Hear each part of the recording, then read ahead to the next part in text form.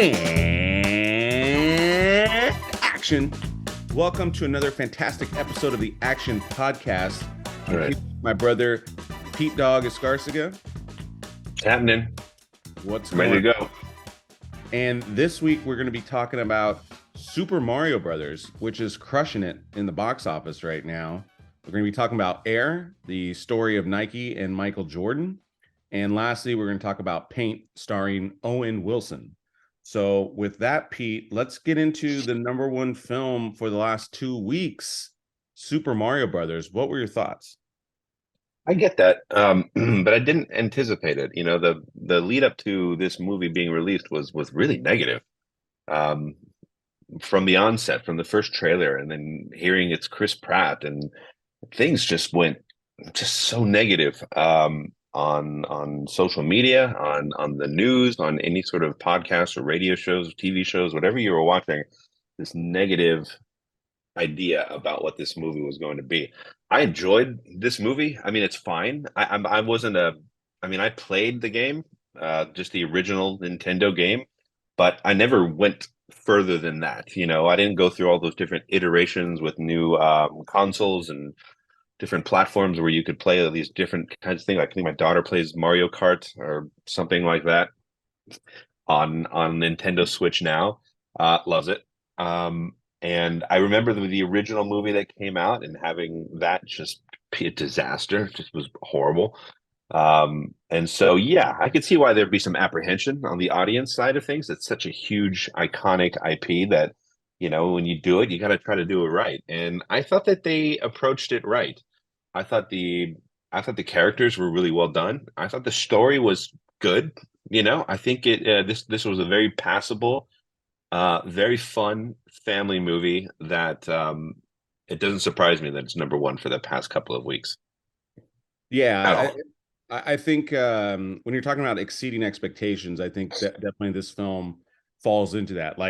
And blew it out of the water in terms of expectations, because like you're saying, yeah, there was some negative feedback, and a lot of it I think is completely unjustified. I know, like, one of the negative feedbacks was he doesn't sound Italian enough, Chris Pratt. But then during the whole thing, like, he's doing Mamma Mia, and he did, like, that was completely overblown. And I thought Chris Pratt did a great job. Never once did I think I'm listening to Chris Pratt. I didn't even really recognize his voice, to be honest. But I thought all the voices were pretty well casted, and you were just in the movie. And again, a lot of great references, but most importantly, it was just a good, solid story that will easily kick off a sequel to this one. I don't think they had a sequel necessarily already lined up 100%. I mean, obviously, there's always that possibility, but I think obviously now it's. And my comp for this one would easily be Sonic, right? Like, Sonic kind of did the same thing, where it's like, wow, this is actually pretty good, because video game properties in the past have a bad, bad stigma. But we've seen, I would say, the last three, which was, if you want to even include Mortal Kombat, they've all been really, really well done. And I think it's just this one, and I think they've taken their times on all these bigger properties, but two, the writing is been the focal point as opposed to anything else, and they're not getting lazy on those arenas. So yeah, I was a big fan. The theater was 100% all into it. You definitely saw the fandom come out to show, and again, it definitely was a good theater experience. If you can still catch it in theater, definitely go catch it in the theater, because you're going to see a lot of fans still watch it, and to watch it with that crowd, the excitement, that to me is always one of the great things with a film in theater versus streaming, right? Experiencing that with a crowd and getting that excitement. So yeah, I highly recommend it, especially if you have a family. It's almost like when like going and seeing a movie like this that is very well known through generations, like an IP. It's kind of like when you go and see a Marvel movie, or like some sort of a comic book movie where there's like a huge, massive fan base of like actual comic book fans, like and then like a certain character pops up and parts of the audience are like, "Oh my God, did you see that? Who that is?" And then they get this just this murmuring going on, and meanwhile, I have no idea what's going on. Yeah. But just being around that atmosphere, it almost makes you the way that these video game movies are sort of really coming out and really coming out strong. I'm looking forward to maybe like a Legend of Zelda movie. I think that Oh, would be just 100%. amazing. Um, Well, Pete, what they can yeah, do. I think that this Wait, movie, before you go into that, because you just brought up a thing. I mean, what they're gonna do probably is kind of build their own little universe, right? Because you can have crossover, because of the Nintendo, right? You're gonna have. I think that's you have an independent Zelda one, and then Zelda and Mario can combine. I mean, that's the beautiful thing. If you do these things right, there's so much yep, potential for this. So go ahead, you're continue. welcome, Nintendo. You're Yeah. welcome for this blockbuster idea of ours. I think the one other side, without spoiling things for people, fast forward if you don't want to hear it. I almost wanted this a little bit to be a little bit more. I didn't like the fact, even though I get it, why they separated the brothers. I almost wished on some level like the brothers would have been together as they went on this adventure to kind of save this world from Bowser. I understand why they did it. It added a very nice element to it as well. I don't know. It's just one of those personal things where, gosh, I wish they were together and kind of went on the journey together. And because Luigi, just to be honest, just didn't really have a huge role in this movie at all. No. His role was very minor. Poor Charlie Day didn't really get a lot of lines as an actor because he's hilarious. He's a funny guy. I don't think they really took advantage of the Luigi character. I think that Yeah. the actor is brilliant and hilarious, and I don't know. I think they could have done a little bit more with him. Other than, I mean, but that's like I'm picking it apart, and Yeah. Yeah. But it's a good movie. I think in a good way though. Again, if you're thinking long term, it's like that's what you're looking forward to in the next one. It's going to be more Mario and Luigi, and so the fact that you were able to be this successful without that dynamic in the first one, it already in that next one, it's just like okay, let's go. We've already introduced the characters, and now it's like go time. Like this could be very much like a X2.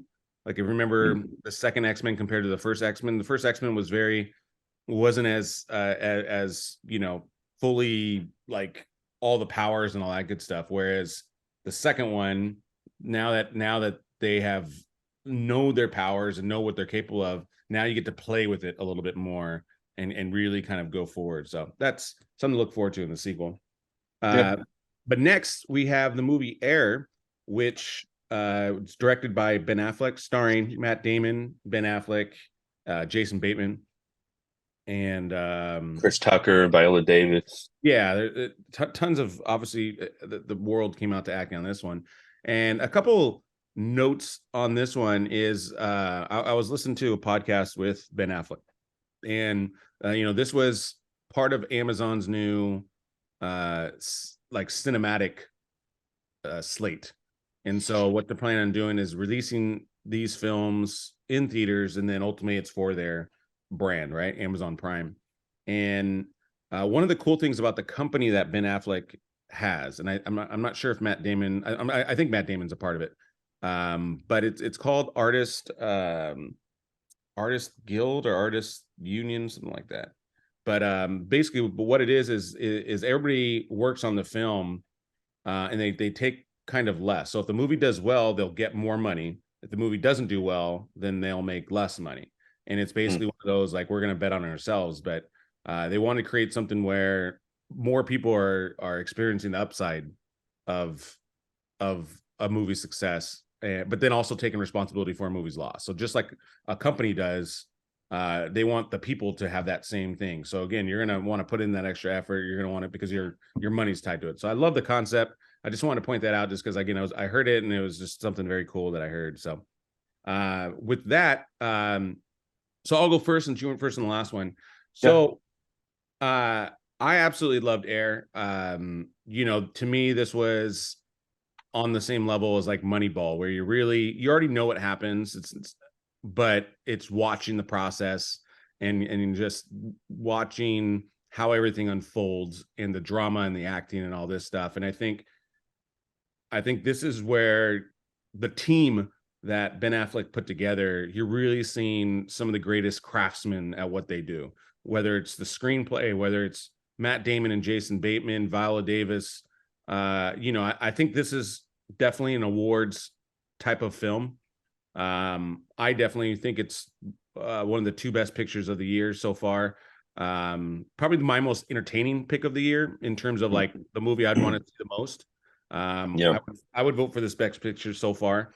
My other one was A Good Person, but this one I've already seen it twice. I want to see it again, and I just love everything about it. The acting, some of the monologues that are in it as well. It's like this one gets all the different types of feelings again with sports. Hearing it's so funny now, especially how far we come and how big of a basketball brand is, but back then it wasn't. And so it's very cool to hear, people just talk about certain names and who became big, who didn't. But just shows you just how much of a crapshoot that game was. And I thoroughly enjoyed this film up and down. I agree. And you hit on something really important, which was the fact that, it's difficult to pull off a movie that you already know the outcome, like Titanic. Yeah. Like how do you make Titanic good, knowing that the ship is going to sink at the very end?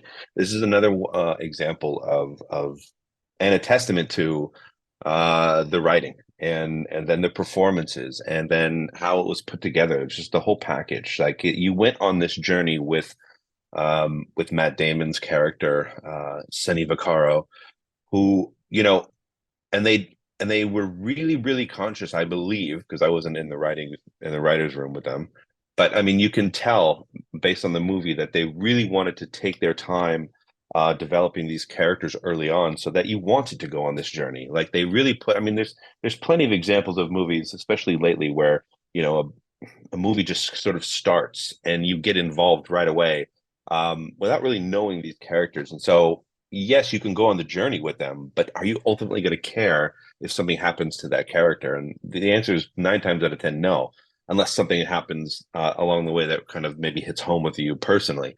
But when you write it in and are very, very conscious of making sure that those characters are developed early, and that they're strong and that you're with them, then this journey is great. I mean, it's this movie hit every beat um, to perfection that you're supposed to hit when you're telling a story, and the performances were just next level. I mean, Ben Affleck was, hilarious, but without trying to be. You know what I mean? Like he just played that kind of dope executive that every one of us knows, that just makes a comment and everybody in the room, smiles and nods like, oh my God, yeah, that's brilliant. And meanwhile, they're like, what a dummy. Like, why would he say that? I Yeah. thought Jason Bateman just crushed.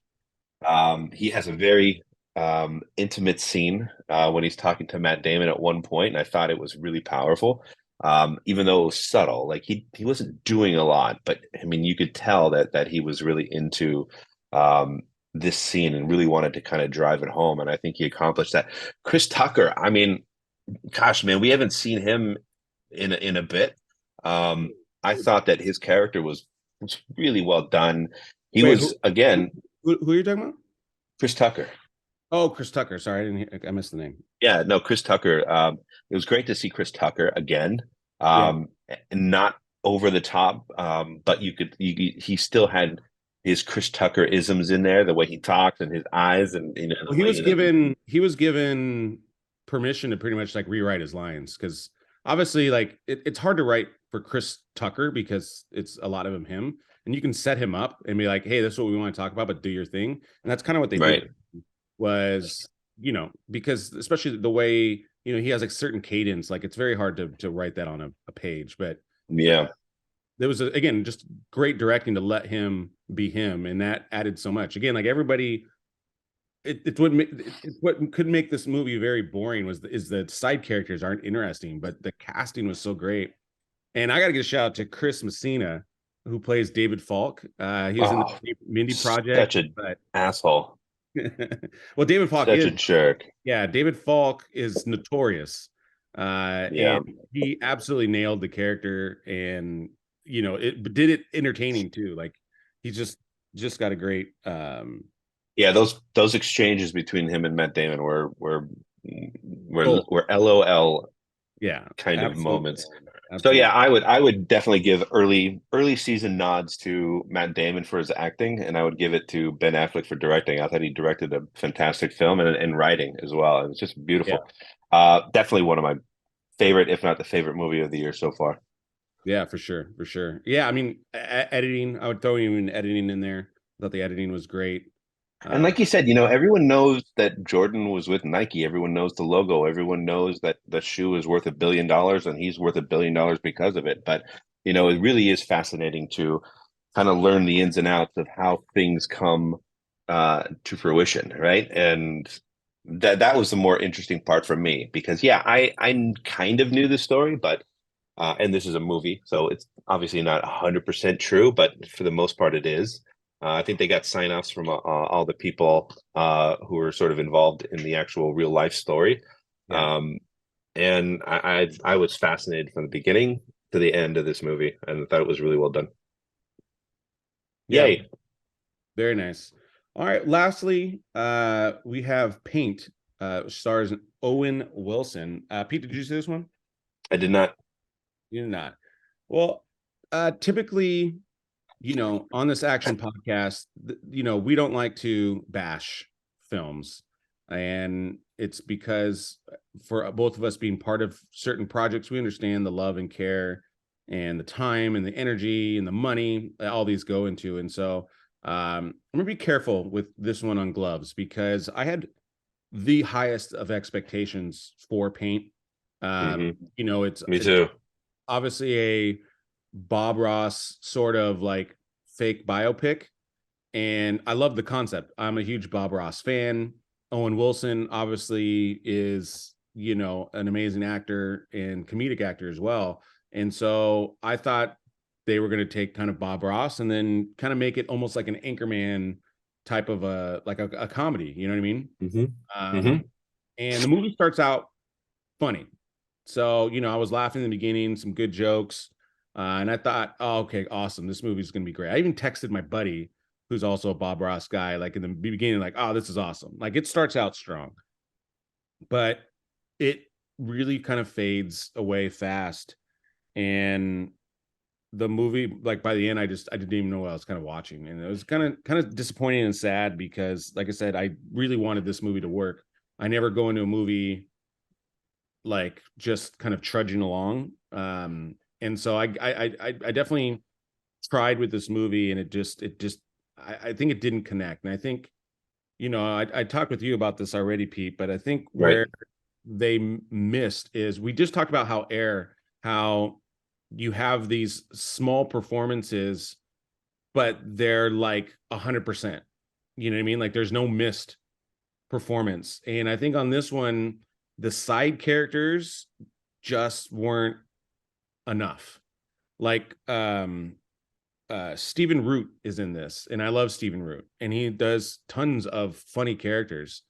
And I just feel like his character, it's like, dude, amp it up a little bit. Like this is a comedy, and Right. Stephen Root has hilarious characters that he's been before, and that would have been like one note, like, dude, like let's push the envelope with you again. Like there's so much more they could have done with him. I think they needed like this to me could have been a great opportunity to get Vince Vaughn in and put Vince Vaughn as an executive or somebody or a rival paint guy. I mean, to me, there's so much like the lady they picked to be the kind of the rival in the new. It's like she was good if this was a drama, but Mm.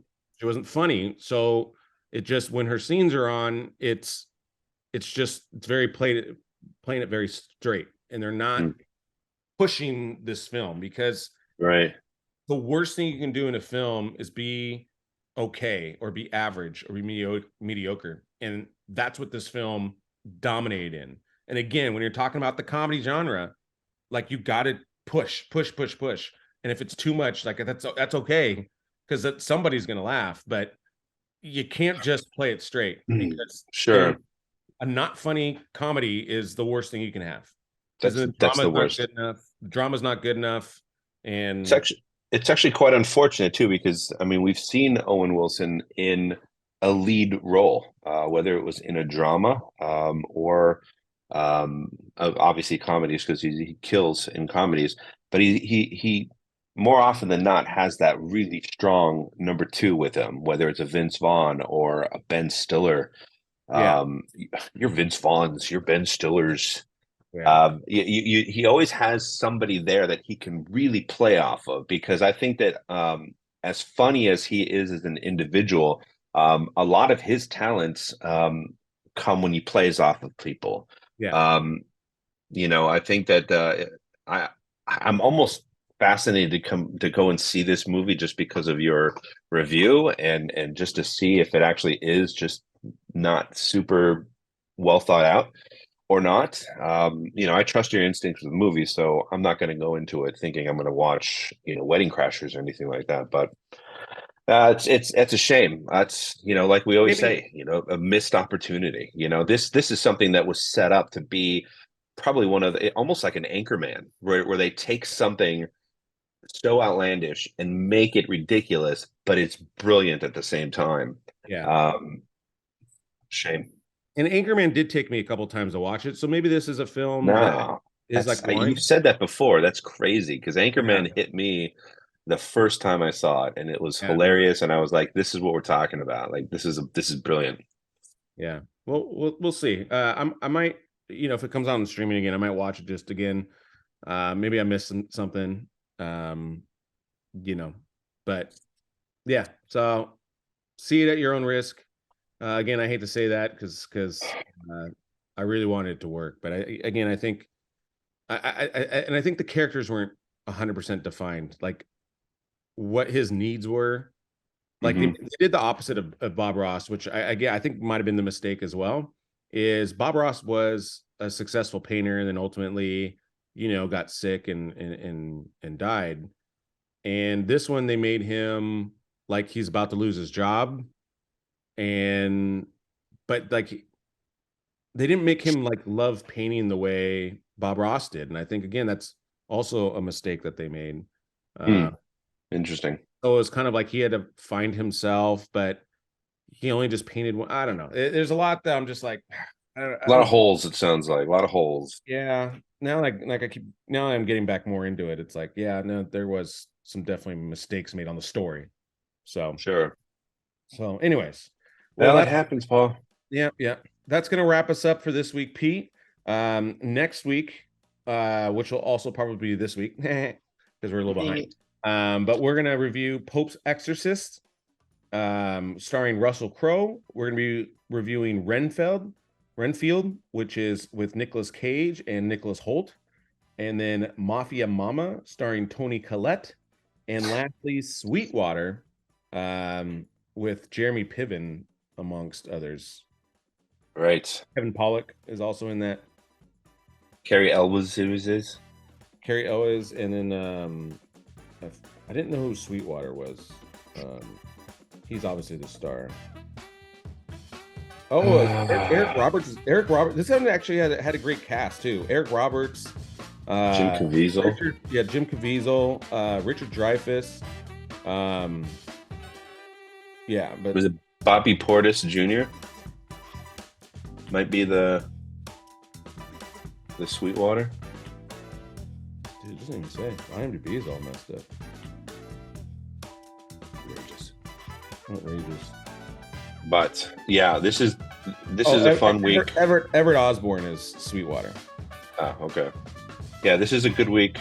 Seems like it's going to be exciting. I can't wait to see these films and come back and talk about them once again. Absolutely. With that, Pete. Oh, guys, make sure you like, Oh yeah, subscribe, and share.